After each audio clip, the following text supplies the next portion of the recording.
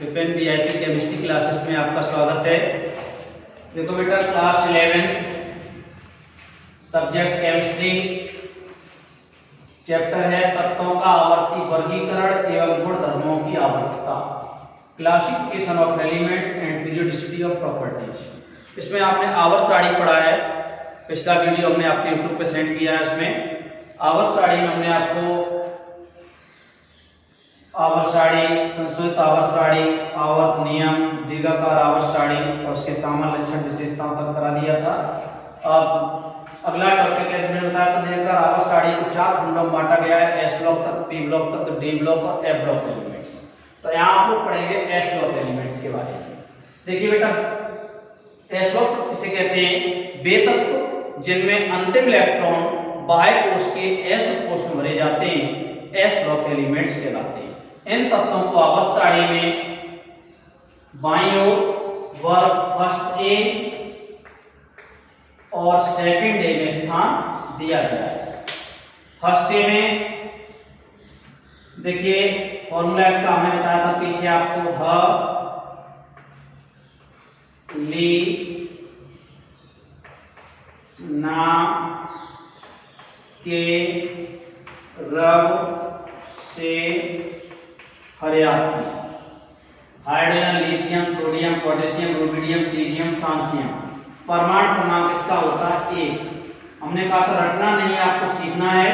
यहां से याद कर लो 2, 8, 8, 18, 18 और 32। एक में बेटा 2 जोड़ो, कितना हो गया? 3, 3 और 8 11, 11 8 19, 19 18 37, 37 18 55, 55 और 32 87। इस तरह से परमाणु क्रमांक निकाल लेते हैं। अगला देखिए सेकंड डे का बेटा, बी मग का सर बा रा, या ऐसे भी कह देते हैं बेटा मांगे कार स्कूटर बाप राजी। इसको कहते हैं beryllium, magnesium, calcium, strontium, barium, radium. 3 के बाद परमाणु क्रमांक इसका बेटा होता है 4, 4 और 8 कितना हो गया? 12, 12 8 20, 20 18 38, 38 18 56 और 56 और 32 88। इस तरह से हमने परमाणु क्रमांक निकाले। अब परिभाषा बेटा सुनिए इसकी, वे तत्व जिनमें अंतिम इलेक्ट्रॉन बाह्य कोश के एस कोश में भरे जाते हैं एस ब्लॉक तत्व या एस ब्लॉक एलिमेंट्स कहलाते हैं। इन तत्वों को आवर्त सारणी में बाईं ओर वर्ग फर्स्ट ए और सेकंड ए में स्थान दिया गया है। वर्ग फर्स्ट ए के तत्वों को क्षार धातु, हाइड्रोजन को छोड़ करके ये वाले वर्ग फर्स्ट ए के तत्वों को क्षार धातु और सेकंड ए के तत्वों को क्षारीय पदार्थ धातु कहते हैं। इन तत्वों के बाह्य कोश में एक बाह्य कोश अपूर्ण होने के कारण इन तत्वों को निरूपक तत्व या रिप्रेजेंटेटिव एलिमेंट्स भी कहते हैं। ये पीछे आपको परमाणु संरचना में करा चुके हैं। तो देखो बेटा, इसमें से कोई सा भी ले लो, जैसे सोडियम लिया, परमाणु क्रमांक होता है 11। तो देखिए बेटा, इलेक्ट्रॉनिक विन्यास करेंगे कोश और एक तरफ लिखते हैं उपकोश। इंग्लिश में इसको कहते हैं सेल और इसको कहते हैं सबसेल। देखिए 1 2 3 4, S, SP, SPD, SPD F. तो देखो बेटा, यहाँ एस में अधिकतम इलेक्ट्रॉन भरे जाते हैं 2, पी में 6, डी में 10 और एफ में 14 इलेक्ट्रॉन। तो सबसे पहले हम इसको एस को काटते हैं। एस में इलेक्ट्रॉन भरे जाएंगे 2, एस के आप पेयर से काटते हैं, फिर एस, फिर एसपी, फिर एसपी, फिर एसपीडी, एसपीडी, इस तरह से 2 2 4। अब देखो एसपी पहले एस का हेड से है, इलेक्ट्रॉन हमेशा पीछे से भरेंगे। 2 2 4, पी में कितने भरे जाते हैं? 6 10 और करना कितने का? 11 का। 2 भर देंगे इसमें तो 12 हो जाएगा। तो 11 के लिए 2 2 4 6 10 हो गए, 10 और 1 11। अब 11वां इलेक्ट्रॉन देखो बेटा किस में जा रहा है? एस में जा रहा है।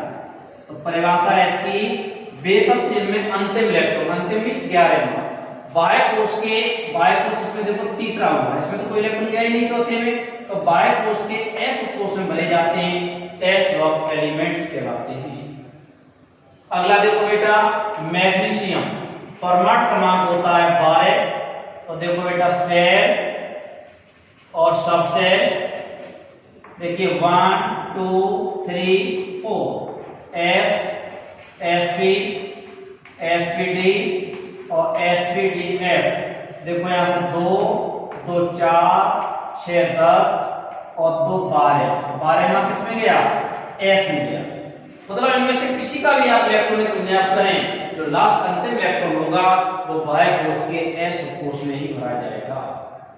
तो बेतब जिनमें अंतिम इलेक्ट्रॉन बाह्य कोश के S कोश में भरे जाते हैं, S ब्लॉक एलिमेंट्स कहलाते हैं। देखिए इसके बाह्य कोश में, सोडियम के बाह्य कोश में यहाँ 1 इलेक्ट्रॉन है, तो सोडियम को स्थान कहां दे दिया है? First stage.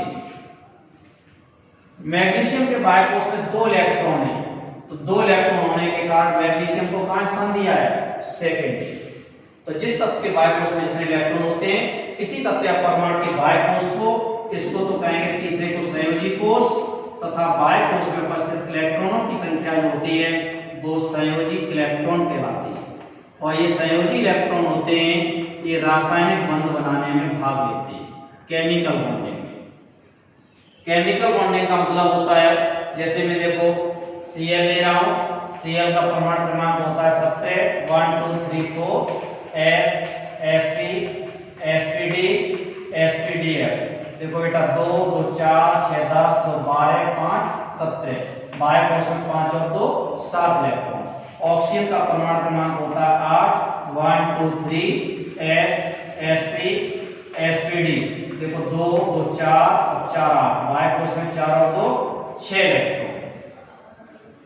तो देखिए जैसे मान के चलिए NaCl Cl के बाह्य कोश में इलेक्ट्रॉन होते हैं 7, इसमें 1 होगा। तो Cl के बाह्य कोश में 7 थे, ये वाले संयोजी इलेक्ट्रॉन हमने ले लिए। सोडियम के बाह्य कोश में 1 था। जब ये अक्रिय गैस की संरचना प्राप्त करेगा, अष्टक संरचना प्राप्त करने के लिए इसको 1 इलेक्ट्रॉन की आवश्यकता है, जिसके कारण क्लोरीन पर ऋणावेश, इस पर धनावेश आ जाता है। तो सोडियम क्लोराइड होता है Na+Cl- में टूटता है। इसका देखो बेटा Mg का तो से करा रहा हूं, MgO मैग्नीशियम ऑक्साइड 2 2 4 2 6। और मैग्नीशियम के बाह्य कोश में 2 इलेक्ट्रॉन है, ऑक्सीजन में 6 थे। जब ये अक्रिय गैस अष्टक संरचना प्राप्त करता है, जिसको 2 इलेक्ट्रॉनों की आवश्यकता होती है, तो ये 2 इलेक्ट्रॉन ग्रेड करेगा, जिसके कारण इसमें नेगेटिव चार्ज और मैग्नीशियम पे 2 पॉजिटिव चार्ज आ जाता है। संयोजकता भी ये बता दे रहा हूं आपको, किसी तत्व या परमाणु द्वारा अक्रिय गैस की संरचना प्राप्त करने के लिए ग्रेड किए गए, त्यागे गए या साझा किए गए इलेक्ट्रॉनों की संख्या को तत्व या परमाणु की संयोजकता कहते हैं। ये 1 इलेक्ट्रॉन ग्रेड कर रहा है, संयोजकता 1, और 1 त्याग रहा है, संयोजकता 1। ऑक्सीजन 2 इलेक्ट्रॉन ग्रेड कर रहा है, संयोजकता 2। मैग्नीशियम की भी हो गई 2। ऑक्सीकरण अवस्था क्या होती है? किसी तत्व या परमाणु द्वारा इलेक्ट्रॉन ग्रेड करने या त्यागने पर जो आवेश उत्पन्न होता है वह उसकी ऑक्सीकरण संख्या कहलाती है।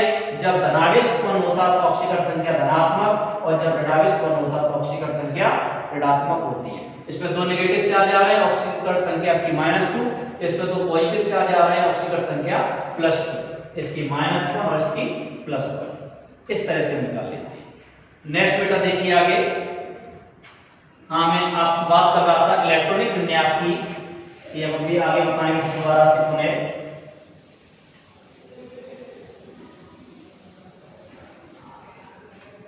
देखिए यहां डेफिनेशन क्लियर हो गई थी आपकी। अब देखिए सामान्य लक्षण या विशेषताएं। देखिए S ब्लॉक तत्वों के बाह्य कोश का इलेक्ट्रॉनिक विन्यास NS1 और NS2 होता है। इसका कितना होगा? NS1, और सेकंड A वालों का होता है NS2। तथा इसके पिछले कोश की अक्रिय गैस संरचना होती है। जैसे मैं ले रहा हूं, देखो बेटा यहां फर्स्ट A ले रहा हूं। फर्स्ट A के तत्व कहलाएंगे क्षार धातु। क्षार धातु होते हैं लिथियम से लिथियम, सोडियम, पोटेशियम और रुबिडियम। परमाणु क्रमांक 3 11 19। 3 का ही देखो, यहां से देखो बेटा 1s2 और 2s1 NS1। 3 2 और 1 3 हो गया। इसका होता है 1s2 2s2 2p6 3s1। बाह्य कोश से देखो NS1 आ रहा है। N मींस होता है ये कोश, ये वाला, इसको क्या कहते हैं? N कहते हैं, कोश कहते हैं। इसका देखो इलेक्ट्रॉन विन्यास होगा 1s2 2s2 2p6 3s2 3p6 और 4s1। अब देखिए बेटा सेकंड डे का, सेकंड डे वालों को कहते हैं क्षारीय मृदा, क्षारीय मृदा भाप। इसमें देखो बी मग का 12 होता है फॉर्मूला, इसका 4, इसका 12, 12 20, इसका देखो बेटा 1:2, 2:2, इसका 1:2, 2:2, 2p6, 3:2, इसका 1:2, 2:2, 2p6, 3:2, 3p6 और 4:2। तो देखो बेटा इन तत्वों के बाय कोष का इलेक्ट्रॉनिक विन्यास, फर्स्ट डे वालों का सबका NS1 और सेकंड डे वालों का NS2 होता है, जहां N इसको कहते हैं कोष को कहते हैं, मुख्य क्वांटम संख्या होती है। तो देखो N तो ये हो गया 3s1 और इसका NS2 का मतलब 3s2। क्लियर हो गया। इन तत्वों के बाय कोष का इलेक्ट्रॉनिक विन्यास NS1 और NS2 होता है तथा इससे पिछले कोष की अक्रिय गैस संरचना, जैसे इसका NH2 हो गया और पिछले कोष में 6 तो कितने इलेक्ट्रॉन हो गए 8 मींस अक्रिय गैस संरचना, ऑक्टेट पूरा हो जाता है। जैसे अभी हमने लिया था Cl के बाय कोष में 7 थे, 1 इलेक्ट्रॉन डेढ़ करा के उसका ऑक्टेट पूरा किया था। पॉइंट क्लियर हो गया। अब देखो बेटा ये वाले सब क्षारधाह और ये क्षारीय मृदा क्यों कहलाती है, क्योंकि इनके ऑक्साइड जो होते हैं वो जल से क्रिया करके क्षार बनाते हैं। जैसे सोडियम है, सोडियम का ऑक्साइड देखो होगा Na2 या Na+ से क्रिया करके बना लेगा ये Na2 सोडियम ऑक्साइड। अब देखो बेटा ऑक्सीजन 2 है, ऑक्सीजन 1 है, 2 का गुणा कर दो, 2 दूनी 4, Na हो गए 4 का है। अब Na2O की क्रिया आप पानी से कराएंगे H2O से, तो यहां बनता है NaOH।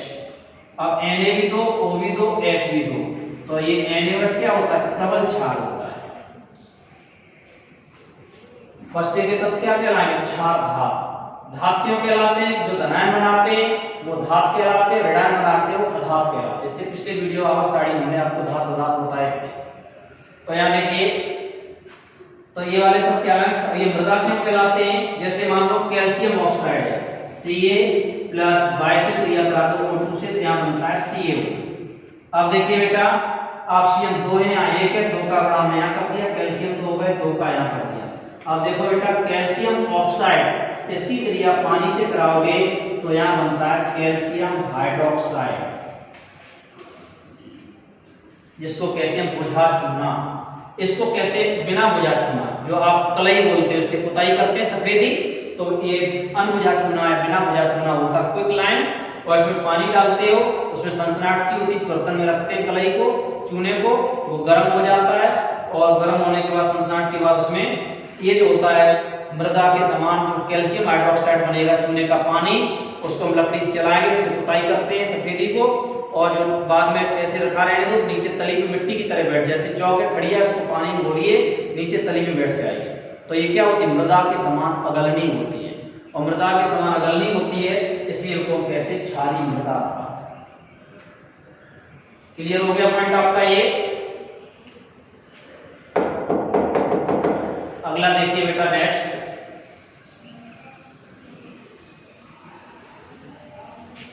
इलेक्ट्रॉनिक विन्यास क्लियर हो गया। अब अगला सेकंड पॉइंट है संयोजकता।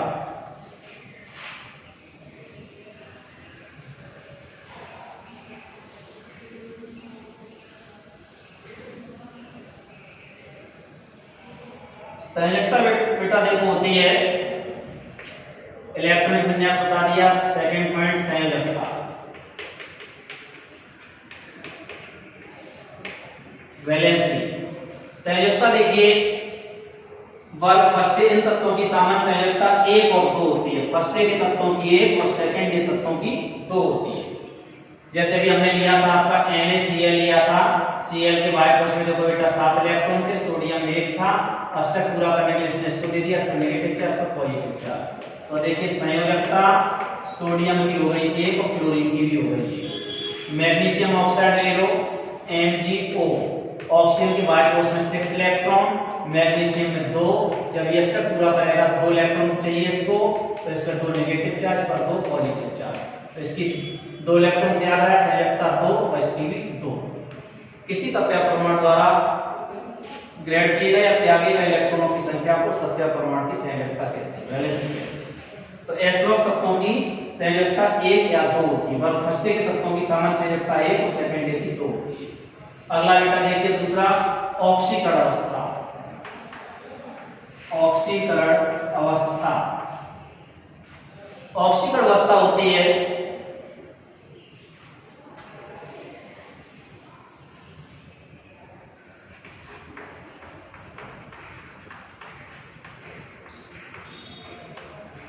ऑक्सीकरण अवस्था, ऑक्सीडेशन स्टेट। देखिए एस ब्लॉक के तत्व की ऑक्सीकरण अवस्था +1 और +2 होती है, बल्कि फर्स्ट के तत्वों की +1 और सेकंड की +2 होती है।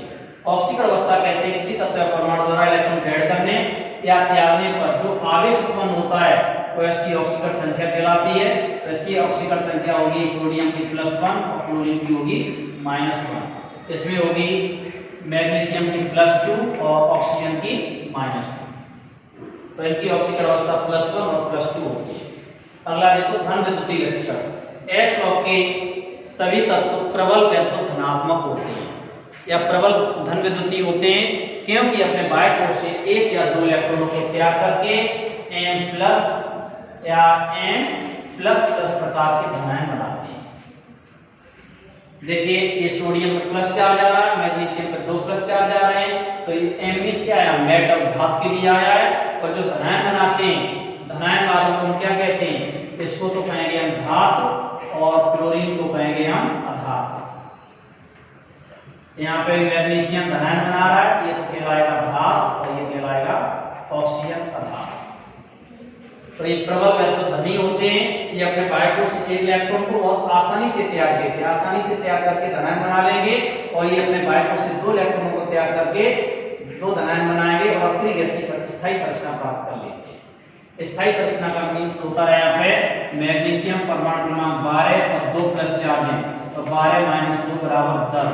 तो देखो 1 2 3 S Sp Spd, देखो 2 2 4 6 10। बाह्य कोश में कितने इलेक्ट्रॉन आ गए, 8। और जिसके बाह्य कोश में 8 इलेक्ट्रॉन होते हैं वो पूर्ण हो जाता है, तो अक्रिय गैस की स्थायी संरचना प्राप्त होगी। नेक्स्ट पॉइंट अगला बेटा देखिए परमाणु आयनिक त्रिज्या। एस ब्लॉक तत्वों की परमाणु आयनिक त्रिज्या ऊंची या उच्च कोटि की होती है। परमाणु त्रिज्या बेटा कहते हैं 2 सहसंयोजी परमाणु नाभिकों के बीच की दूरी का आधा भाग उस तत्व की परमाणु त्रिज्या कहलाता है।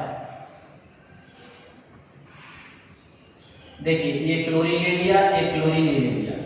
सहसंयोजी अणुओं में 2 परमाणु नाभिक बीच में होता है, तो परमाणु नाभिकों के बीच की दूरी होती है 1.98 एंगस्ट्रॉम, और बीच की दूरी का आधा भाग, आधा मीन्स इसका 2 से भाग देंगे तो ये आ जाएगा 0.99 एंगस्ट्रॉम। तो इन तत्वों की परमाणु आयनिक त्रिज्या ऊंची होती है, और एस ब्लॉक तत्वों के आयनन विभव नीचे या निम्न कोटि की होती है। आयनन विभव कहते हैं, अगले वीडियो में आएगा, आपको बताऊंगा ये कि किसी उदासीन गैसीय परमाणु से 1 या 1 से अधिक इलेक्ट्रॉनों को पूर्ण रूप से बाहर निकालने में जो ऊर्जा लगती है उसे आयनन ऊर्जा या आयनन विभव कहते हैं। जैसे मान के चलिए कोई एक गैसीय एटम है ये, और एक इलेक्ट्रॉन को बाहर निकालने में प्लस चार्ज आएगा, बैलेंस करने के लिए इलेक्ट्रॉन, तो यहाँ I आयोनाइजेशन एनर्जी बराबर इसको कहेंगे प्रथम आयनन विभव। यहाँ कुछ ऊर्जा लगेगी, और ये ऊर्जा जो होती है ये आयनन ऊर्जा या आयनन विभव कहलाती है। तो एस ब्लॉक तत्वों की परमाणु आयनिक त्रिज्या उच्च कोटि की और आयनन विभव नीचे या निम्न कोटि की होती है। नेक्स्ट पॉइंट है बेटा धात्विक गुण। धात्विक गुण, मेटेलिक प्रॉपर्टीज। तो देखिए बेटा एस ब्लॉक के तत्व बहुत नरम और सिल्वर जैसे सफेद व चमकदार धातु हैं, क्योंकि इनके बाह्य कोश में 1 या 2 इलेक्ट्रॉन होंगे, जिसके कारण ये धनायन बना लेते हैं, धनायन बनाते हैं तो धातु कहते हैं। सिल्वर भी चांदी की तरह सफेद व चमकदार धातु होते हैं, और बहुत निम्न गलनांक की धातुएं हैं। जैसे सोडियम धातु है, और बार रक्तों बाय में सोडियम ऑक्साइड बना लेता है, और बाय से क्रिया करके उनकी धात्विक चमक जो होती है वो मलय में समाप्त हो जाती है। इनको हम चाकू से काट सकते हैं, नाखून से खरोंच सकते हैं, इतने नर्म होते हैं। तो एस ब्लॉक के सभी तत्व हाइड्रोजन को छोड़कर सब क्या होते हैं, ये धातु मेटल्स होते हैं। नेक्स्ट देखो बेटा आगे, ज्वाला के साथ रंग या क्रियाशीलता। क्रियाशीलता बेटा देखिए ये बहुत ही मोर रिएक्टिव क्रियाशील होते हैं, मतलब बहुत जल्दी क्रिया कर लेते हैं। जैसे बायोडायनामी में सोडियम धातु होता है, इसको आप रखेंगे तो अपने आप उस पर ऑक्साइड की लेयर चढ़ जाएगी, कुछ समय बाद पिघल करके अपने आप उसमें आग लग जाती है। पानी में डाल दोगे तुरंत ही आग लग जाती है। इसलिए सोडियम धातु को नमी से बचाने के लिए केरोसिन ऑयल या मिट्टी के तेल में रखा जाता है, और मिट्टी का तेल जो होता है उसमें मॉइस्चर नमी नहीं पहुंच पाती है। इसके कारण मतलब एस ब्लॉक के तत्वों पे ये बहुत ही क्रियाशील या बहुत अक्रियाशील होते हैं। अगला बेटा देखो, ज्वाला के साथ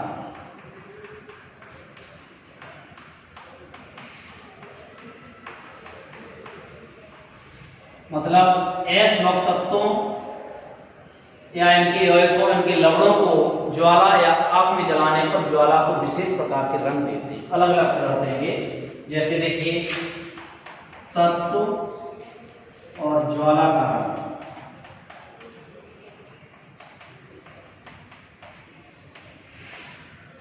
तत्व में देखिए ले लिया हमने लिथियम, लाल रंग देगा, सोडियम पीला देगा, और ये तो हमने एस ब्लॉक के लिए, और कैल्शियम ईंट जैसा लाल,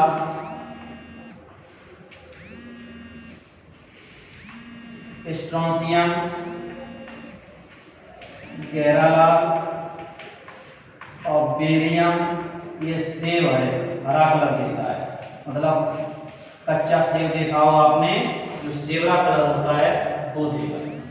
तो मतलब इनके लवणों को ज्वाला या आग में जलाने पर ज्वाला को विशेष प्रकार के रंग देते हैं। इसके लिए बेटा देखो मैं फॉर्मूला बता रहा हूं आपको, लीला नाप के लाई, फर्स्ट डे का ले रहा हूं, और रूबी लाल से नीला पाई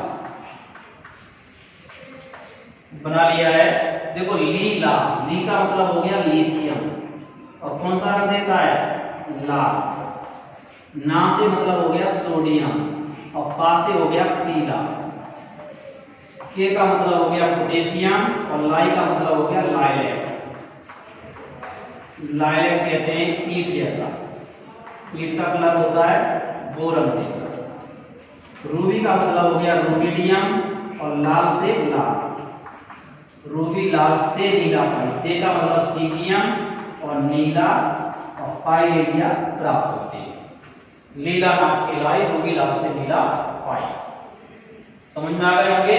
एस ब्लॉक तत्वों या इनके लवणों को ज्वाला या आग में जलाने पर ज्वाला को अलग अलग प्रकार के रंग देते हैं। लास्ट में बेटा बहुत अच्छा है, देखिए यौगिकों की प्रकृति, नेचर ऑफ कंपाउंड्स। यौगिकों की प्रकृति, यौगिकों की प्रकृति में बेटा देखिए एस ब्लॉक के तत्व वैद्युत संयोजी या आयनिक यौगिक बनाते हैं। वैद्युत संयोजी कहते हैं परमाणुओं के मध्य इलेक्ट्रॉनों के स्थानांतरण या आदान प्रदान से जो बंध बनते हैं उन्हें वैद्युत संयोजी या आयनिक बंध कहते हैं। ये हम वैलेंसी वाले वीडियो में आपको बता चुका हूं। तो देखिए यहाँ आदान प्रदान से ये दो इलेक्ट्रॉन इसको दे रहा है, इस पे देखो धनायन आ रहा है और इस पे ऋणायन आ रहा है। कैसे बन रहा है, आयनिक। तो एस ब्लॉक का देखो सोडियम भी है, मैग्नीशियम भी है। तो एस ब्लॉक के तत्व वैद्युत संयोजी या आयनिक यौगिक बनाते हैं, और इनके बाह्य कोश में एक या दो इलेक्ट्रॉन होने के कारण आसानी से त्याग करके ये इनके आयन होते हैं वो रंगहीन कलरलेस होते हैं और प्रतिचुंबकीय होते हैं। प्रतिचुंबकीय परमाणु संरचना बताए थे आपको, जिनमें जिनके सभी कोष युग्मित होते हैं, जिनके सभी इलेक्ट्रॉन युग्मित पेयर्ड होते हैं, उन्हें प्रतिचुंबकी कहते हैं। जैसे मान लो मैग्नीशियम, परमाणु क्रमांक होता 12, अब 12 में से 2 निकाल दो, कितना बचा? 10। यहाँ मैग्नीशियम आयन बता रहा हूं, 10 बचा। 10 का इलेक्ट्रॉन 1s2, 2s2, 2p6 और 3s2, 2 2 4 6 10 2 12। लेकिन हमें करना कितने का था? 10 का करना था, तो ये तो लेना ही नहीं है, तो 2 2 4 6 10। अब देखो p के लिए 6 के लिए हमने कक्षक बनाए यहाँ 3 और एक कक्षक में इलेक्ट्रॉन आते हैं 2, 1 2 3 4 5 6। अब सब कैसे हो गए? पेयर्ड हो गए, युग्मित हो गए। तो सभी s ब्लॉक तत्वों के आयन कैसे होते हैं? प्रतिचुंबकीय होते हैं। यौगिकों की प्रकृति समझ में आ गई। ये वैद्युत संयोजी या आयनिक यौगिक बनाते हैं। आयनिक क्यों बनाते हैं? बायकोष में क्या 2 इलेक्ट्रॉन होंगे, त्याग करके धनायन बना के तरीके से स्थायी संरचना प्राप्त कर लेते हैं। एक बार देखो बेटा, पुनः रिपीट करा रहा हूं। s ब्लॉक तत्व वे तत्व जिनमें अंतिम इलेक्ट्रॉन बायकोष के s कोष में भरे जाते हैं s ब्लॉक एलिमेंट्स कहलाते हैं। इन तत्वों को आवर्त सारणी में बाईं ओर वर्ग फर्स्ट ए और सेकंड ए में स्थान दिया गया है। वर्ग फर्स्ट ए में हाइड्रोजन को छोड़कर के सभी तत्व क्षारधा और सेकंड ए वर्ग के तत्व क्षारीय बता धातु कहलाते हैं। इन तत्वों के बायकोष का इलेक्ट्रॉनिक विन्यास NS1 और NS2 होता है। बायकोष में एक या 2 इलेक्ट्रॉन होने के कारण इन तत्वों को आवर्त सारणी में वर्ग फर्स्ट ए और सेकंड ए में स्थान दिया गया है। संयोजकता s ब्लॉक तत्वों की निश्चित संयोजकता 1 और 2 होती है। वर्ग फर्स्ट ए के तत्वों की 1, सेकंड ए की 2 होती है। ऑक्सीकरण अवस्था s ब्लॉक के तत्व +1 और +2 प्रकार की ऑक्सीकरण अवस्था प्रदर्शित करते हैं। धन विद्युतीय लक्षण, ये s ब्लॉक के सभी तत्व प्रबल धन विद्युतीय या धनी होते हैं, क्योंकि अपने बायकोष से 1 या 2 इलेक्ट्रॉनों को त्याग करके N+ और M++ प्रकार के धनायन बनाते हैं, Na+ और Mg++। धात्विक गुण, s ब्लॉक के सभी तत्व धातु हैं, हाइड्रोजन को छोड़ करके, क्योंकि अपने बायकोष से 1 या 2 इलेक्ट्रॉनों को त्याग करके धनायन बनाते हैं। और ये बहुत नर्म और निम्न गलनांक की धातुएं हैं, क्योंकि इनको हम चाकू से काट सकते हैं, नाखून से खरोंच सकते हैं और इलेक्ट्रॉनों के आकर्षण बल द्वारा बंधे होते हैं। इनके आकर्षण बल को समाप्त करने के लिए बहुत अधिक ऊर्जा की आवश्यकता होती है, इसलिए इनके गलनांक और पतनांक जो होते हैं वो ऊंचे होते हैं। अभिक्रियाशीलता, s ब्लॉक के सभी तत्व बहुत ही अभिक्रियाशील या मोर रिएक्टिव होते हैं। ज्वाला के साधारण s ब्लॉक के तत्व या इनके लवणों को ज्वाला या आग में जलाने पर ज्वाला को अलग अलग प्रकार के रंग देते हैं।